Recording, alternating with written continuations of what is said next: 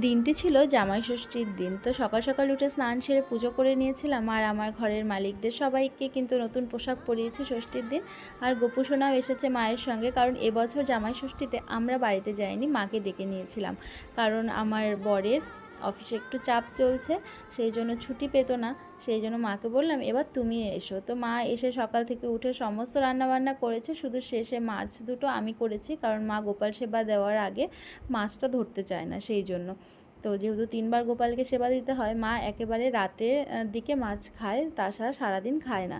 যাই হোক, এই যে দেখো সমস্ত রান্নাবান্না কিন্তু বরের জন্য কমপ্লিট। তারপর বর দুপুরবেলা এসেছে, এবার হচ্ছে ওকে সমস্ত কিছু গুছিয়ে খেতে দেওয়া হবে। তো কি কি রান্না হয়েছে সেগুলোও তোমাদের সঙ্গে শেয়ার করব অবশ্যই।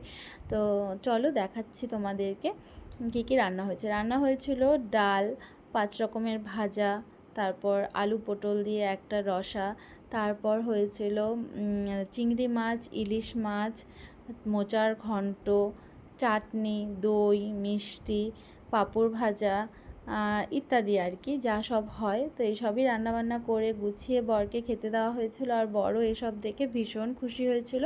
আর সেই দিন আমার বোনও এসেছিল, কারণ ওর ডিউটি তো এখানেই, তো সেই জন্য ও কিন্তু চলে এসেছিল দুপুরবেলা। তো তারপর ওকে গুছিয়ে খেতে দেওয়া হয়েছে।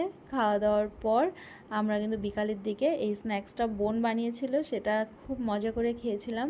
খুব ভালো কেটেছিল সেই জামাই ষষ্ঠীর দিনটা এবছর। তোমাদের কেমন কেটেছে অবশ্যই কমেন্টে জানিও। সবাই ভালো থেকো, সুস্থ থেকো, টাটা।